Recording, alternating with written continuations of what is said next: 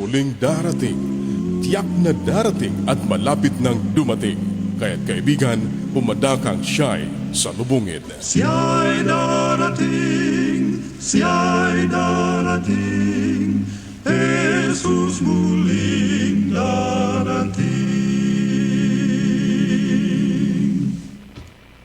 Isang mapagpalang araw po sa inyong lahat, mga minamahal kong mga kababayan, mga kaibigan at mga kapatid na naabot po ng ating tinig. Ano po?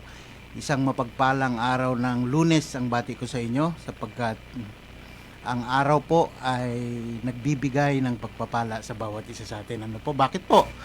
Siyempre yung makulimlim na sikat ng araw, pagkaminsan mainit at pagkaminsan ay umuulan, nagbibigay ito ng pagpapala sa mga nilikha ng ating Panginoon. At syempre, ang pinagbuhatan talaga ang source talaga ng lahat ng pagpapala ay syempre walang iba kundi ang ating Panginoon na siyang dakilang lumikha. Kaya muli, isang mapagpalang araw ng Lunes po ang bati ko sa inyong lahat. Ano po? Narito pong muli ang programang Ang Tinig ng Pag-asa. At siyempre, patuloy na inihahatid po ito sa bawat isa sa atin sa pangunguna ng Adventist World Radio at ng Adventist Community Services. Ano po? Narito po muli ang inyong lingkod na minsan-minsan nyo lang nakakasama. Ano po? Brother June Hilario. Ano po? At siyempre, tayo po ay napapakinggan tuwing Lunes. Ano po, sa himpilang ito ng 101.7 radyo natin San Jose, Occidental Mindoro sa ganap na alas 10 po hanggang alas 11 ng umaga. Ano po? Lunes, Martes, Miyerkules hanggang Biyernes at tuwing Linggo po. Ano po? So muli ay isang mapagpalang umaga po ang bati ko sa inyo. Inaanyayahan ko po kayo na tayo'y tumutok ng ilang sandali sa pakikinig po muli ng salita ng ating Panginoong Diyos. Ano po? At syempre, bago tayo magpatuloy ay nais ko pong batiin. Syempre, una, yung ating station manager, ano po, si Ma'am Brenda Dais. Ano po? At syempre, batiin na rin natin yung ating pogi na siyang nasa control, ano po, sa technical control na si Sir Robert Bacaresas. Ano po? So, isang magandang umaga sa iyo, sir. At syempre, batiin din natin yung ating mga kapatid, mga minamahal na mga kaibigan sa Magsaysay. Ano po, sapagkat dyan tayo galing, kararating nga lang natin, ano, medyo pagod-pagod pa. So, batiin natin yung mga taga Magsaysay, ano po, ang Carion family, ano po, sila Sister Magdalena, ano po, sila Brother Fidel Carion, ano po. At syempre yung Ganoria family, batiin na rin natin sila Brother Sabino at ang kanyang may bahay at ang kanyang mga anak, ano po. Gayon din ang Cayetano family. Ano po, Sister Lynn, kayo po ay binabati ko, sila Brother Eddie at 10 ng inyong sambayan. Ano po, siyempre, binabati rin natin yung ating mga kaibigan na hindi ko na po kayo kayang isa-isahin pa diyan sa barangay o sa poblasyon sa bayan ng ano po, ng Magsaysay. At syempre, batiin din natin yung mga taga-Tilaga. Andyan po tayo kagabi, ano po. So, sa mga taga-Tilaga, ano po, kayo pong lahat ay binabati ko po at kami po ay syempre lubos ang pagpapasalamat sa inyong mainit na pagtanggap sa amin. At syempre sa ating barangay captain dyan, ano po, sa Sitio Tilaga na siyang ating barangay captain sa Kaguray.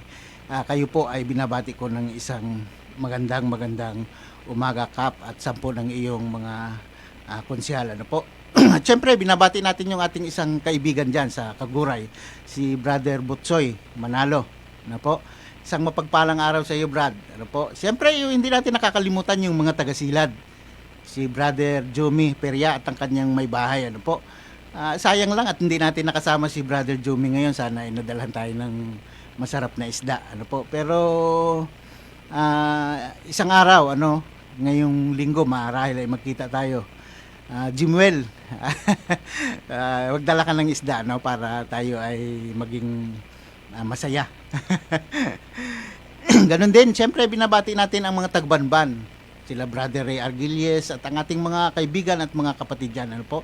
Binabati ko po kayong lahat. At syempre, sa mga taga San Jose, sa ating mga kaibigan dito at mga kapatid, hindi ko na po kayo kayang isa-isahin pa lahat.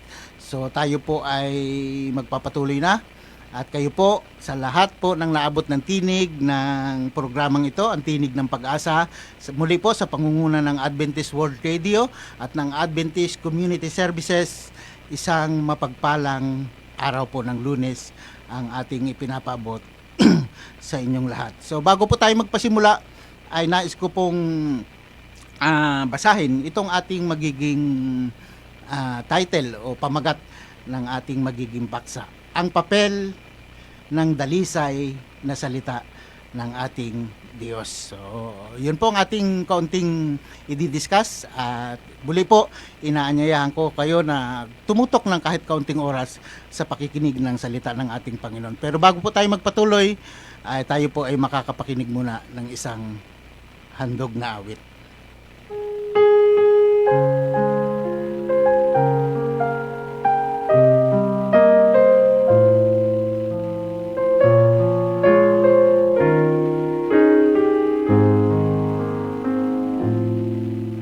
Saan ka nabubuhay, mahal na kaibigan? Sa Diyos pa usapan, sarili lamang. Saan ka patutungo, langit ba o impyerno? Isipin mo ito, kaibigan ko. Ngayon ang araw ng kaligtasan mo, kaibigan ko. Baka ang bukas ay di na darating. Buhay mo'y madaling lilipas at magwawakas. Kaligtasan ay nasa Diyos lamang. Ikaw ay naging tao, mahal na kaibigan, upang maglingkod sa Diyos lamang. Hanapin mo ang daan tungo sa kaligtasan. Makakamtan mo ang buhay na walang hanggan.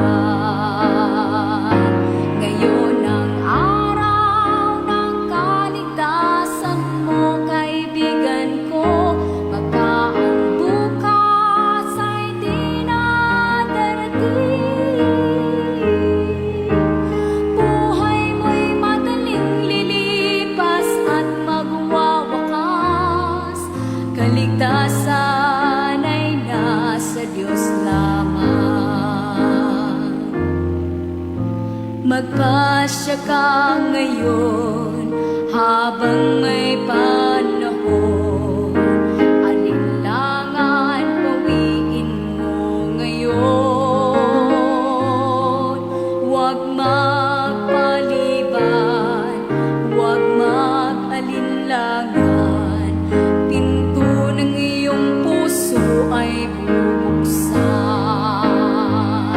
Ngayon ang araw ng kaligtasan mo, kaibigan ko. Baka ang bukas ay di na darating. Buhay mo'y madaling lilipas at magwawakas. Kaligtasan ay nasa Diyos lamang. Ngayon ang araw ng kaligtasan mo, kaibigan ko. Baka ang bukas ay di na darating. Buhay mo'y madaling lilipas at magwawakas. Kaligtasan ay nasa Diyos lamang. Kaligtasan ay nasa Diyos lamang.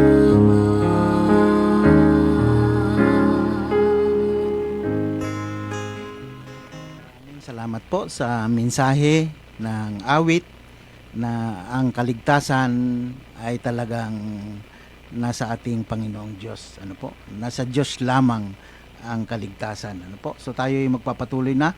Pero bago po 'yon ay inanyayahan ko po kayong sandaling tumigil sa ating mga ginagawa, kung ano po man ang ating ginagawa, o kaya ay makinig po tayo sandali sa ating gagawing panalangin. Tayo po'y manalangin. Dakila at makapangyarihan naming Panginoong Diyos na makapangyarihan po kayo sa lahat. Panginoon, isinusuko namin ang aming mga abang kaluluwa sa inyong banal na harapan sa mga sandaling ito. Samantalang pag-aaralan po namin ang kadalisayan ng inyong mga salita at ang papel nito sa aming mga buhay. Maaari po ba na inyo pong buksan ang aming mga puso't isipan, samantalang iniisa-isa namin, hinihimay-himay namin ang kabutihan ng inyong banal na salita na tunay na nagbibigay ng mga pagpapala sa aming buhay. Patawad sa inyo man po kami nakitang nagkulang at nagkasala. Salamat po sa katiyakan na tinugon ng aming dalangin sa pangalan ng aming Panginoong Hesus. Amen. So, ayun po. Muli, dun po sa kabubukas pa lang ng kanilang mga radyo, sa himpilan ito na po ng 101.7 radyo natin San Jose, Occidental Mindoro. Kayo po ay nakikinig sa programang Tinig ng Pag-asa, at ito po ay pinaglilingkod sa atin ng Adventist World Radio at ng Adventist Community Services tuwing alas 10 po ng umaga, Lunes hanggang Biyernes, at tuwing Linggo, ano po, alas 10 hanggang alas 11 ng umaga. So, ang atin pong pag-aaralan, tulad nung aking nabanggit, ay may kinalaman po sa dalisay na salita ng ating Panginoong Diyos, o doon sa aklat na tinatawag na Bible. Ano ba ang papel nito sa ating mga buhay? Ano po? Bilang mga Kristiyano, ay nais ko pong magbigay ng ilang mga bagay. Siguro 10 lang. Bagaman ito'y marami, na talagang napakahalaga yung mga 10 bagay, 10 important facts every Christian should know. So, ibig sabihin, mayroon talaga tayo bilang mga Kristiyano, sapagkat ang Pilipinas ay talaga namang considered as a Christian country. Ano po? So, wala, halos iilan lamang ang masasabi nating hindi Kristiyano dito sa bansang Pilipinas. Dito na lang sa San Jose, Magsaysay at sa buong Occidental Mindoro.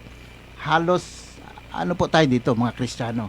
At nais ko pong magbigay ng ilang mga bagay nga po, 10 mahalagang mga katotohanan na dapat nating malamang mga lingkod ng ating Panginoon o mga Kristiyano. Ano po?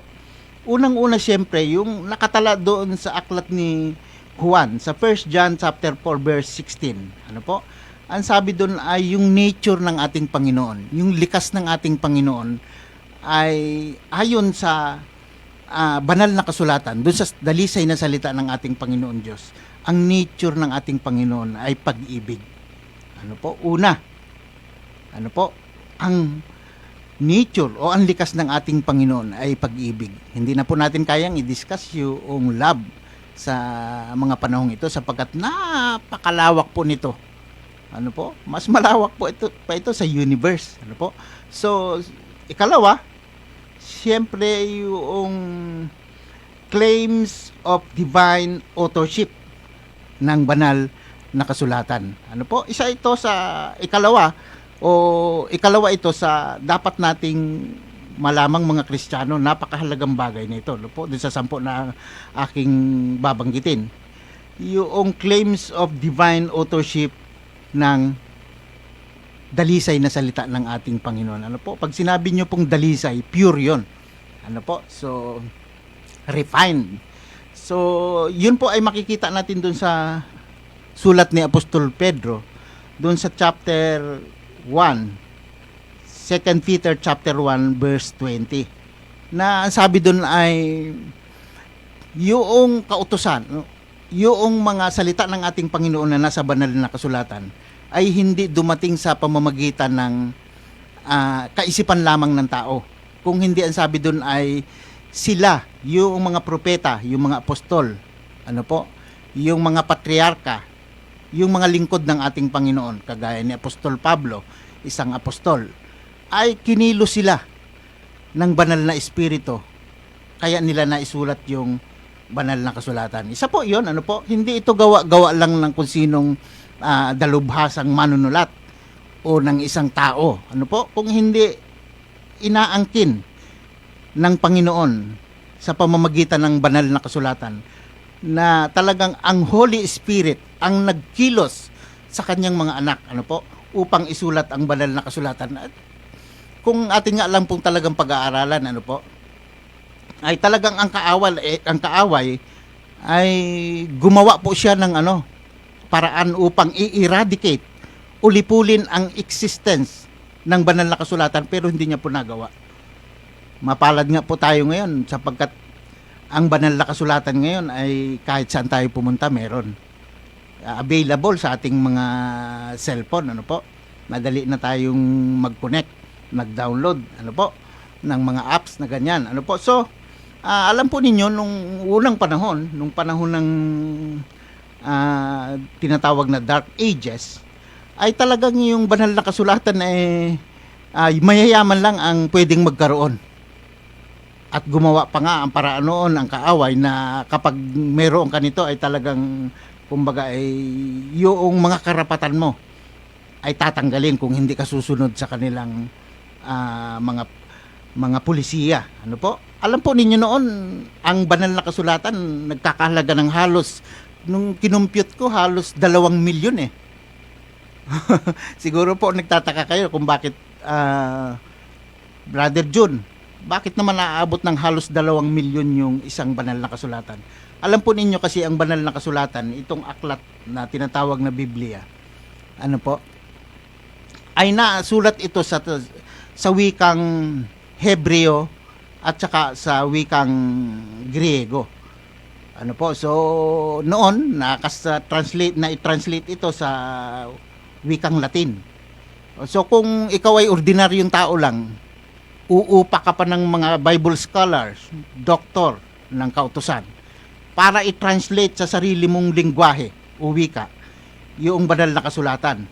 Ano po? Ay so, napakamahal nun. Very expensive. Kaya, nung aking computin nga, ay mahigit 1 milyon ang halaga. Ano po? Ay sa ilang books meron ng banal na kasulatan? 66. So, yun po ang pangatlo. Ang pangapat po ay, ang sabi dito ay pangatlo. Una ay yung God's nature at yung claims of divine authorship ng Bible.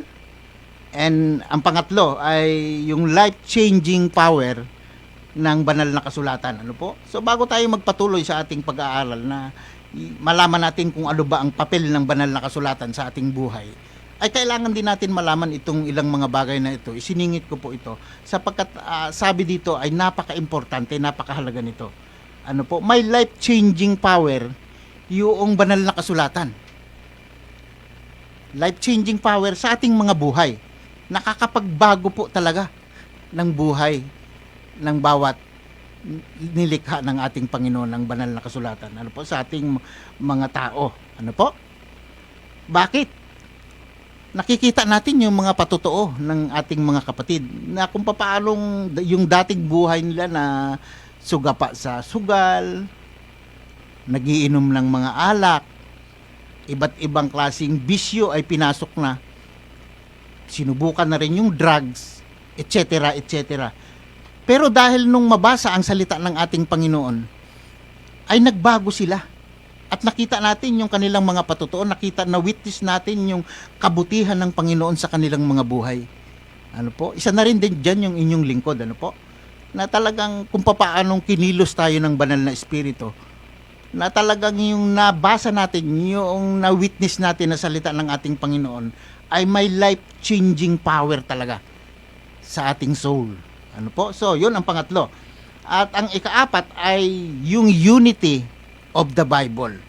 So, napakahalaga na ating siyempre, matiyak na ang banal na kasulatan ay may unity. Alam po ba ninyo, mula sa Genesis hanggang sa Apokalipsis, yung 66 books na aking nabanggit, ay bago na isulat ito, natapos isulat, ay umabot ito ng 1,500 years. Ano po? So, napakatagal. 1,500 taon bago na compile yung banal na kasulatan, bago na isulat, na buo. Ano po?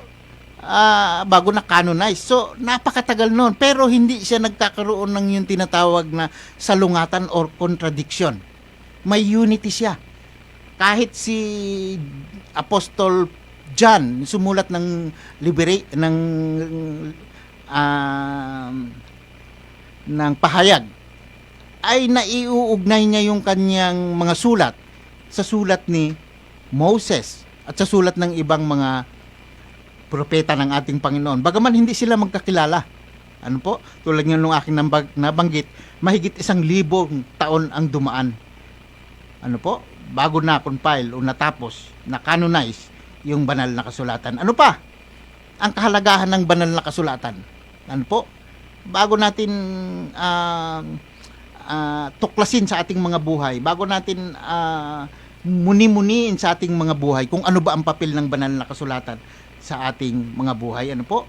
Panlima, alam nyo pa ba ang dalisay na salita ng ating Panginoon? Ito yung the most read book in the world. Ano po? So, napaka tindi. Ano po? Sabi nga dito ay na 6.5 billion copies distributed worldwide since 1815. Ganon kadami yung nai-distribute, ano po, sa buong mundo.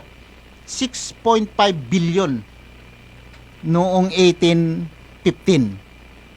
Si di halos malaki ang napagsisilbahan ng banal na kasulatan. Ano po? So talagang siya yung masasabi nating the most read book in the world, in the history of mankind. Ano po?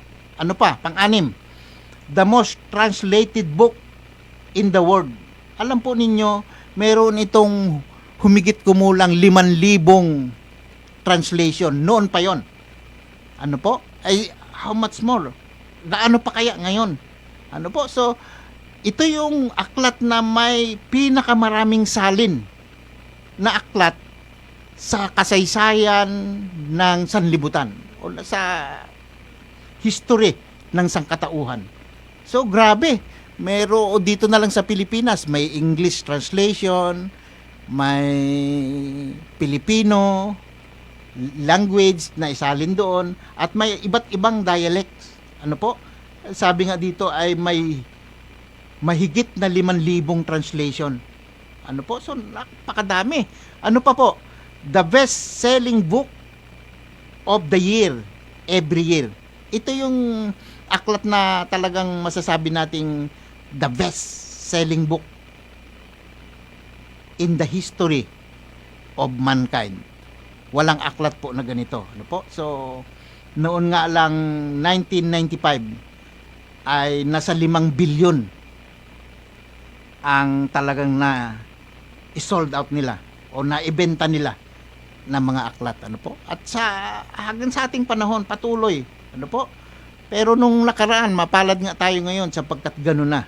Ang bawat isa sa atin ay maaari na pong magkaroon ng banal na kasulatan na napakadali. Ano po? Hindi kagaya noon na talagang kung hindi ka mayaman, hindi ka magkakaroon. Ano po? Pang-8, archaeological discoveries. Ay ito yung kanyang history. Ano po? Yung kanyang mga geographical background na sinasabi natin. Sabihin na natin geographical background, history background na natala sa banal na kasulatan.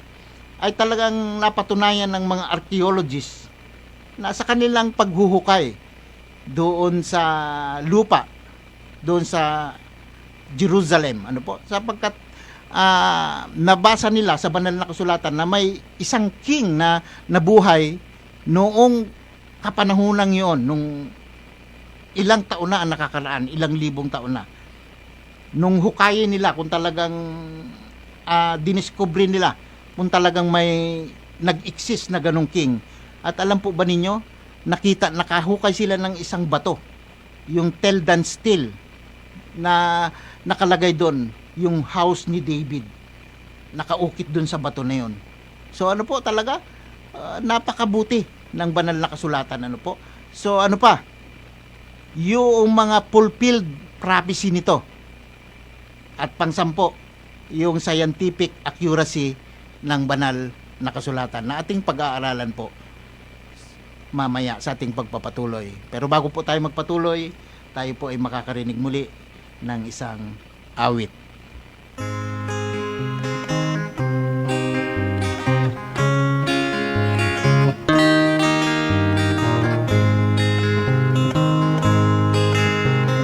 Kailan pa ibibigay ang buhay mo't lakas sa Kanya na nagbigay sa'yo ng buhay na wagas? Ang pangalan niya'y banal, kailan mo'y tatanyag? Kung wala ng pagkakataon at huli na ang lahat. Kung ang araw mo'y lumipas na, makuha mo pa kaya siya'y paglingkuran? Kailan pa kaya maglilingkod sa Diyos? Kung hindi ngayon, kailan pa? Kailan pa ibibigay ang buhay mo't lakas sa Kanya na nagbigay sa'yo ng buhay na wagas? Ang pangalan niya'y banal, kailan mo'y tatanyag? Kung wala ng pagkakataon at huli na ang lahat. Kung ang araw mo'y lumipas na, makuha mo pa kaya siya'y paglingkuran? Kailan pa kaya maglilingkod sa Diyos? Kung hindi ngayon, kailan pa? Kung ang araw mo'y lumipas na, makuha mo pa kaya siya'y paglingkuran?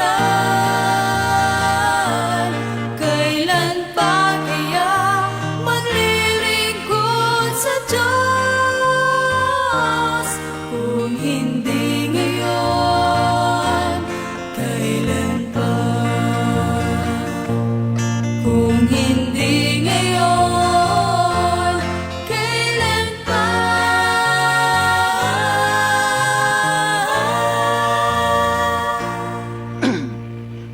Maraming salamat Sir Robert sa isang magandang awitin.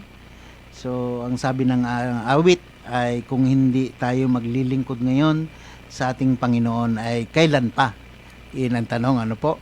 So nais ko pong sa ating pagpapatuloy ay basahin yung sulat ng isang lingkod ng ating Panginoon na si Haring Solomon.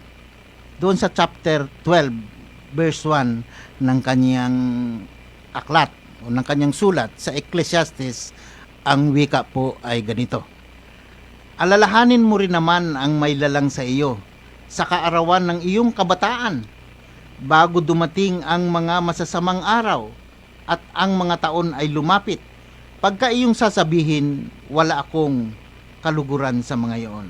Ito po, ano po, makikita natin yung apila ng ating Panginoon sa bawat isa sa atin ng may lalang. Anong sabi po? Alalahanin mo rin naman ang may lalang sa iyo sa mga kaarawan ng iyong kabataan. pagkamalakas ka pa. Kaya ang sabi nga nung awit, kailan pa maglilingkod sa Panginoon kapag huli na ba ang lahat? Kung hindi, ang sabi ay ngayon ang araw. Ano po?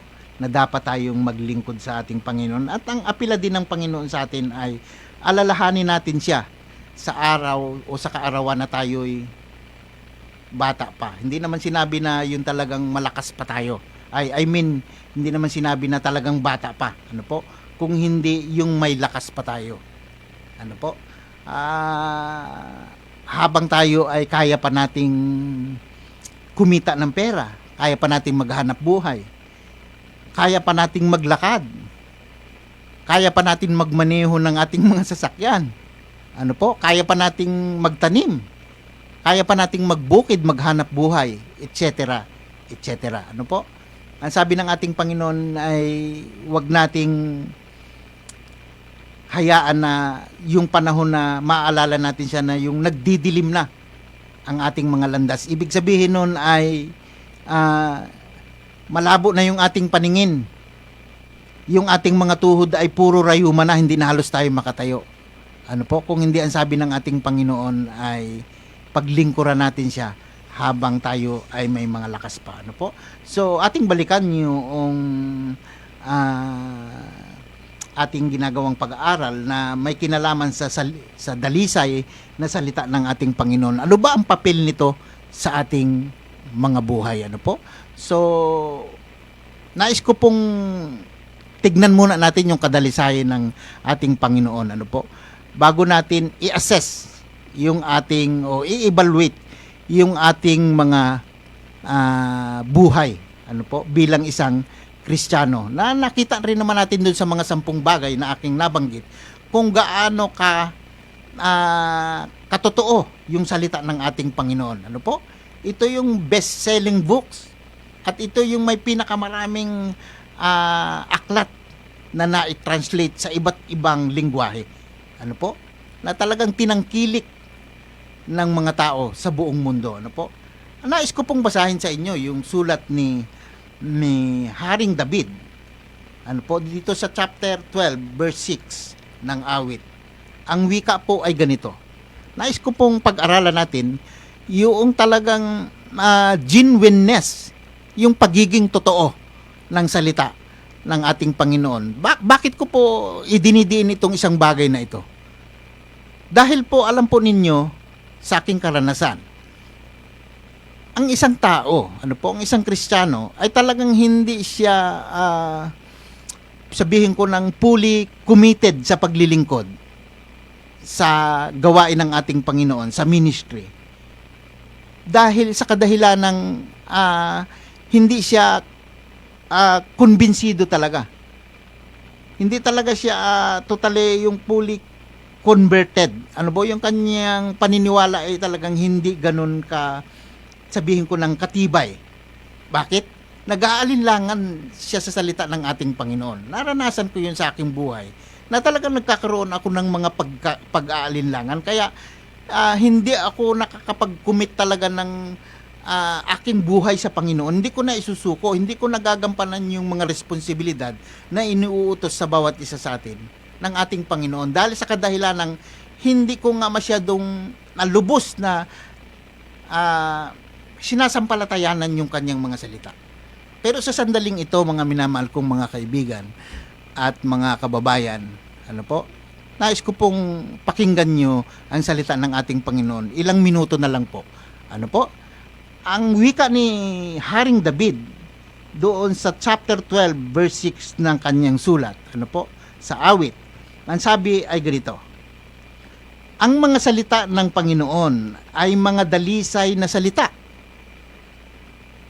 Mga dalisay na salita na gaya ng pilak na sinubok sa hurno sa lupa, na makapitong beses na dinalisay. Aba, napakalalim nito, mga minamahal kong mga kapatid. Ano po nung aking pag-aralan ito? Ano ba kako yung ibig sabihin ng dalisay dito na salita? Nagbigay ng isang ilustrasyon, isang halimbawa ang Panginoon na kung papaanong pagdadalisay ng pilak ng isang metal sa hurno sa lupa ay ganun dinadalisay ganun kadalisay yung salita ng ating Panginoon, yung kanyang salita. Ay paano ba yung siyempre puntahan natin yung ilustrasyon na ginamit ng ating Panginoon kung paano ba dinadalisa yung isang pilak o yung isang metal doon sa horno sa lupa. Kasi para malaman natin yung talagang pagiging pure, pagiging refined ng salita ng ating Panginoon sa pamamagitan ng pag-aaral kung paano dinadalisa yung isang pilak.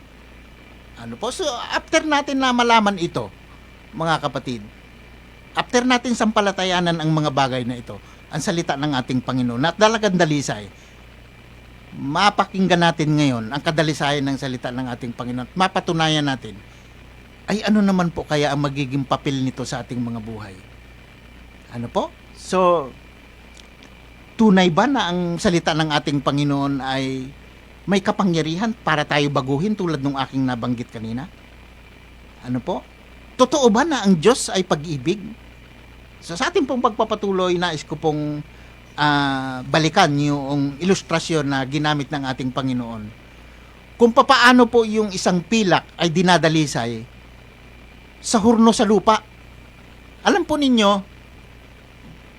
yung pilak nung panahon ni David, siyempre doon sa Israel, ay dinadalisay ang isang metal o isang pilak. Ano po ba yung pilak? Yung silver, yung mga barya na ginagamit natin ngayon, yung coins, yan po ang pilak. So, ang pilak, para siya maging dalisay, yung isang metal po kasi, ay ang content niyan ay mayroong iron, silver, copper, gold, zinc, etc.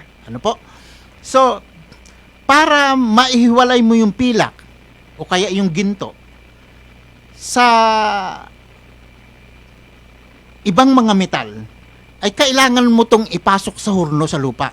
Halimbawa, yung paggagawa ka ng pera, kailangan puro silver lang. Halimbawa, tulad nung piso, puro silver lang yon. So, kailangan mo siya, isang metal siya na may mga halo pa siyang, sabihin na natin, halimbawa, copper o yung tanso. Kailangan mo siyang ipasok sa matinding init, yung hurno sa lupa. Na ang init ng hurno sa lupa na yun ay 2,000 degrees Fahrenheit. Ang init po ng 2,000 degrees Fahrenheit ay 1,093 degrees Celsius. Ibig sabihin, yung init na yon ay katumbas ng 11 beses na init ng kumukulong tubig. Yung kumukulong tubig po kasi ay 100 degrees Celsius yan.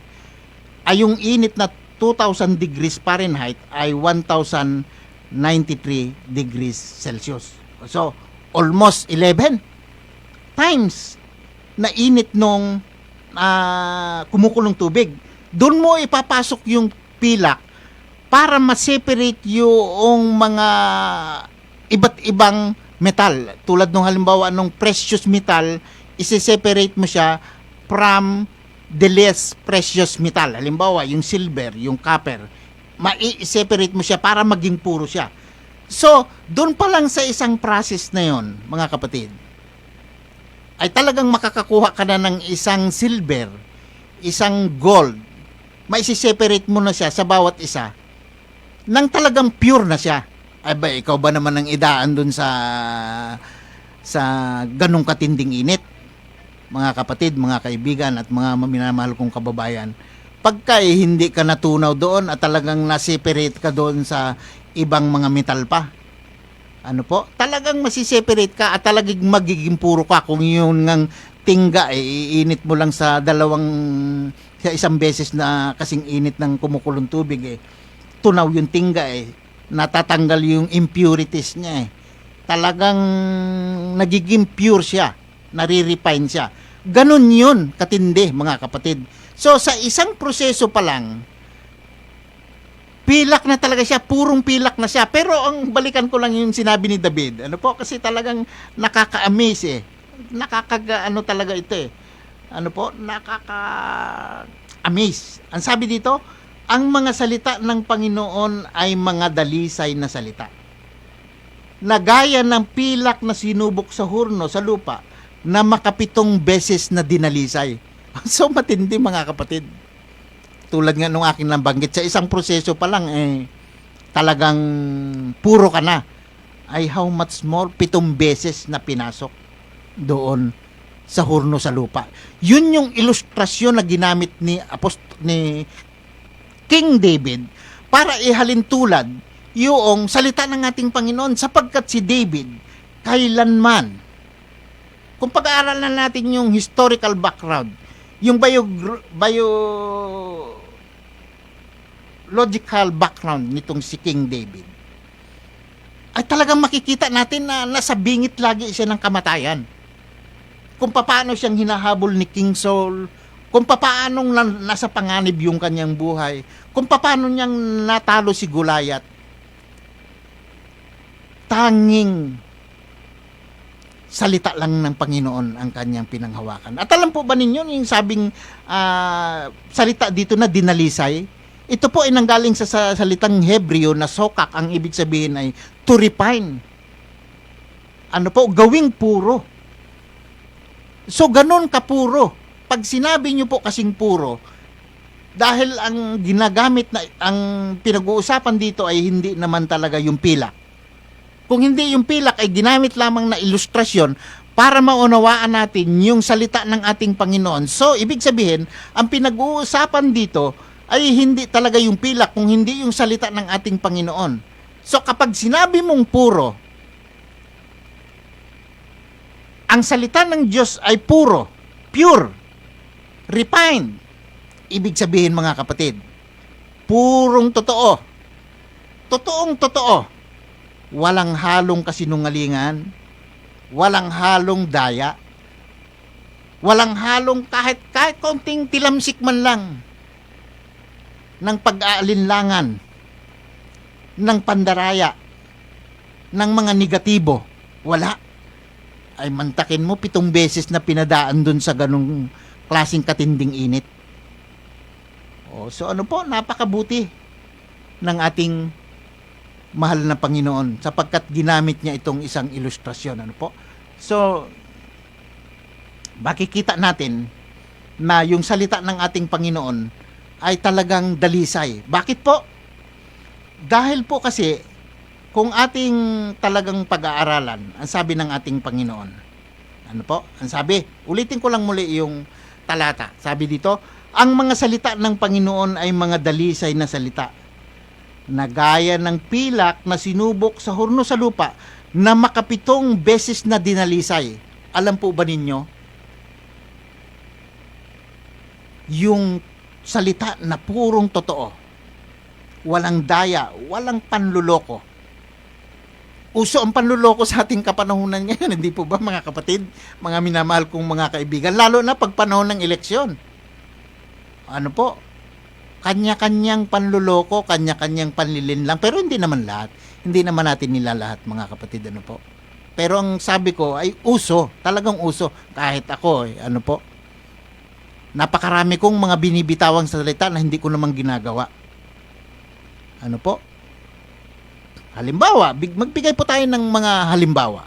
Halimbawa, may isang politiko, halimbawa lang naman, na sa halalan ay nangako ng ganito, ng ganyan. Makikita naman natin, hindi naman nagagawa. O kaya halimbawa sa isang magulang, pinangakuan halimbawa yung kanyang anak. Ano po? Na kapag sinunod yung kanyang inutos, ay bibigyan niya ng isang bagay na regalo. O riregaluhan niya. O hindi kaya ay may ibibigay siya. Pero pagkaminsan ay talagang hindi natutupad yon, ano po? Dahil sa maraming mga pangangailangan at dahil sa nagiging kalalagayan, sitwasyon sa buhay. Dahil gusto mang ibigay, pero ay hindi na ibibigay. Ano po? Dahil sa mga pangangailangan at sa mga pangyayari minsan na nagiging hindi maganda. Kaya hindi natutupad yung ating mga ipinapangako, mga sinasabi. Ano po ang ibig kong sabihin, mga minamahal kong mga kaibigan at mga kapatid? Ang sabi dito, ang salita ng Diyos ay makapitong beses na puro, na dinalisay. Alam po ba ninyo kung bakit dalisay ang salita ng ating Panginoon? Dahil po, ang karakter mismo, noong nagsalita nito, noong may dalisay na salita, yung salita na ating itinatanong sa ating mga buhay ngayon, sa ating kaluluwa ngayon, na kung ano ang papel ng banal na kasulatan. Ano ba ang papel ng dalisay na salita ng Diyos sa ating mga buhay ngayon?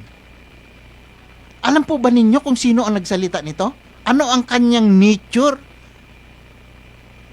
Ano yung kanyang karakter, yung kanyang katangian? Ang sabi po dito ni Apostol Tito, sa chapter 1, verse 2 ng kanyang pahayag. Ang sabi po ay ganito: sa pag-asa sa buhay na walang hanggan, na ipinangako ng Diyos na di makakapagsinungaling, buhat pa ng mga panahong walang hanggan. Ulitin ko nga po, mga minamahal kong mga kapatid. Yung salita po ng Diyos, yung banal na kasulatan, tulad nung aking nabanggit, purong totoo yon. Hindi pwedeng magsinungaling ang Diyos. Ano pong sabi niya? Meron pala tayong pag-asa sa buhay na walang hanggan na kanyang ipinangako sa atin na Diyos na hindi niya kayang makapagsinungaling buhat pa ng walang hanggan. Ay kaya pala naman ang kanyang mga salita ay puro dalisay. Kaya pala naman ang kanyang mga salita ay purong totoo. Pag Diyos pala ang nagsalita, pag banal na kasulatan pala ang nagsalita, pag sinabi pala ng banal na kasulatan na mangyayari at ipinangako ng Diyos sa bawat mananampalataya sa Kanya at susunod sa Kanya, ay pangangakuan niya ng buhay na walang hanggan, ay talagang mangyayari, mga kapatid. Sapagkat ang nangako ay Diyos na hindi niya kayang gawing makapagsinungaling buhat pa ng walang pasimula. Grabe, ano po mga kapatid? So meron na lang tayong ilang oras. Pero bago po tayo magpatuloy muli, ay nais ko po muling mag-request kay Sir Robert ng isang awitin. Ano po? Atin pong pakinggan ang awit.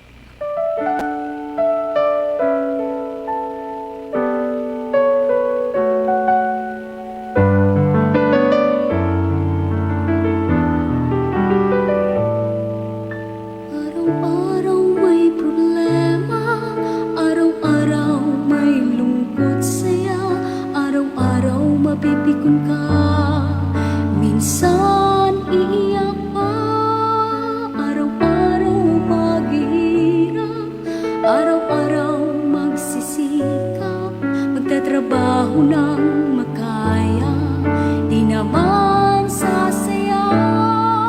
Pero huwag kang mag-alala, may liligaya sa'yo tuwi na. Siya ay hindi pabaya sa'yo, dahil siya'y kaibigan mo. Lumingon ka lang at siya'y handang magbigay kaligayahan. Siya si Jesus na tagaligtas, laging andyan sa'yo. Minsan nadama mo, walang silbi ka sa mundong ito. Nadama mo ang buong sakit na dulot nito. Araw-araw may problema, araw-araw may lungkot siya, araw-araw mapipikon ka, minsan iiyak pa.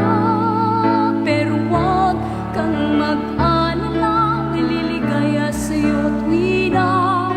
Siya ay hindi pabaya sa'yo, dahil siya'y kaibigan mo. Lumingon ka lang at siya'y handang magbigay kaligayahan. Siya si Jesus na tagaligtas, laging andyan sa'yo. Pero huwag kang mag-alala, may liligaya sa'yo tuwi na. Siya ay hindi pabaya sa'yo, dahil siya'y kaibigan mo. Lumingon ka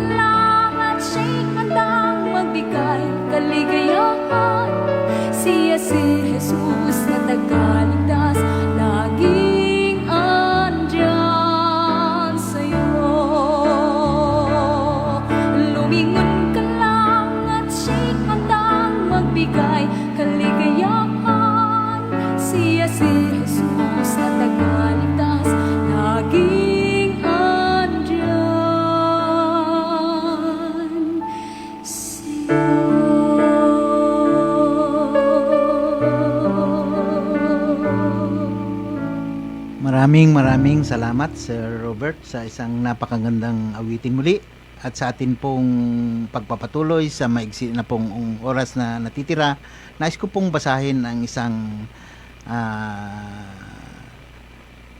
talata o dalawang talata na sinulat ni Apostol Pablo. Ang sabi niya ay ganito: ang Diyos na nagsalita sa atin ng unang panahon sa pamamagitan ng sa ating mga magulang sa iba't ibang panahon, sa iba't ibang paraan sa pamamagitan ng kanyang mga propeta, ay nagsalita sa atin sa mga araw naman na ito sa pamamagitan ng kaniyang anak na siyang itinalaga na tagapagmana ng lahat ng mga bagay, at sa pamamagitan naman niya'y nilikha o ginawa ang sanlibutan. Ano po? Mapapansin natin na noong unang panahon, sa pamamagitan ng kanyang mga propeta, ay nagsalita ang ating Panginoon sa ating mga magulang. Pero nung huling kapanahunan, nung panahon ng ating Panginoon, 2,000 taon na nakakaraan, ay naisulat itong bagong tipan. Na ano po, na sa halip na yung kanyang mga propeta, yung kanyang mga lingkod muli ang isugo, ay mismong ang anak niya na ang kanyang ipinadala. Yun ay walang iba kung hindi ang ating Panginoong Hesukristo. At ano ang apila ng ating Panginoon sa bawat isa sa atin? Nakita naman natin, mga minamahal kong mga kaibigan, mga kapatid, ang kadalisayan ng salita ng ating Panginoon. Ano po? Marami pa sana akong naisi-share, pero sa ibang pagkakataon na lang po muli siguro. Ano po? Ang sabi ng ating Panginoong Jesus, ano po, bago siya umakyat sa langit, ang kanyang wika sa chapter 5 verse 39 ng Juan.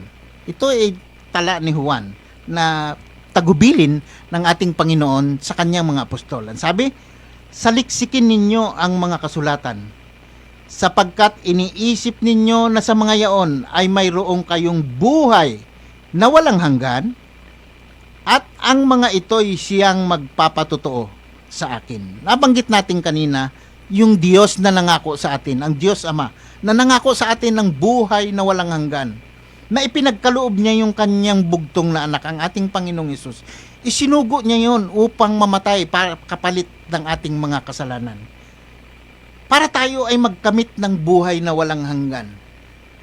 Talagang nakikita natin doon yung wagas na pag-ibig ng ating Panginoon, tulad nung aking nabanggit kanina, na yung likas, isa doon sa 10 nabanggit ko kanina, unang-una doon ay yung likas ng ating Panginoon ay talagang siya'y pag-ibig. Kaya nagawa niya yung kanyang bugtong na anak ay isugo, para ang bawat isa ay maligtas. Lahat ng sumampalataya sa kanya ay maligtas at magkaroon ng kanyang pangako na buhay na walang hanggan. At anong sabi ng ating Panginoon? Ang kanyang pakiusap nung after na siya'y mabuhay, magkaroon tayo ng pag-asa, mapatawad ang ating mga kasalanan. Ang sabi ng ating Panginoon, ang wika niya sa kanyang mga apostol, ang tala ni Juan sa chapter 5 verse 39, ang sabi dito, saliksikin ninyo ang mga kasulatan, sapagkat iniisip ninyo sa mga yaon ay mayroon kayong buhay na walang hanggan, at ang mga ito'y siyang magpapatotoo tungkol sa akin. So mga minamahal kong mga kaibigan, mga kapatid, at minamahal kong mga kababayan, ito po ang apila sa atin ng ating Panginoong Hesukristo ngayon, na siya na nabayubay sa krus, na nagkaloob ng kanyang buhay para tayo'y maligtas at mapagkalooban tayo ng kanyang Ama ng buhay na walang hanggan. At nakita naman natin sa maigsi nating pag-aaral kung gaano kadalisay, kapuro, karepine yung salita ng ating Panginoon, na talagang maraming mga bagay, maraming mga scholars, mga scientists, yung mga archaeologists, ang nagpatotoo ng genuineness, yung pagiging totoo ng banal na kasulatan. Ano po? Kaya ang apila ng ating Panginoon, tulad nung aking nabanggit kanina, mga minamahal kong mga kapatid, habang tayo'y may lakas pa, habang tayo'y bata pa, habang tayo'y nakakalakad pa, nakakapaghanap buhay pa, nais kong ulitin, nais ng Panginoon na paglingkuran natin siya. Ang sabi niya, alalahanin mo rin naman ako, Brother June, brother, kapatid, kababayan ko, alalahanin mo rin naman ang may lalang sa iyo sa kaarawan ng iyong kabataan, na may lakas ka pa. Kaya sa umagang ito, mga minamahal kong mga kaibigan, minamahal kong mga kababayan, narito po ang panawagan ng ating Panginoon. Ano po, tayo po ay magpapaalam na sa himpilang ito. Narito po ang inyong lingkod, Brother June Hilario. Ano po, tayo po ay napapakinggan sa 101.7 radyo natin, San Jose Occidental, Mindoro. Ano po, at ang programang ito sa pangunguna ng Adventist World Radio at ng Adventist Community Services ay nagpapasalamat po at pansamantalang nagpapaalam sa inyong lahat. Ano po, maraming salamat. Pagpalain po tayong lahat ng ating Panginoong lumikha.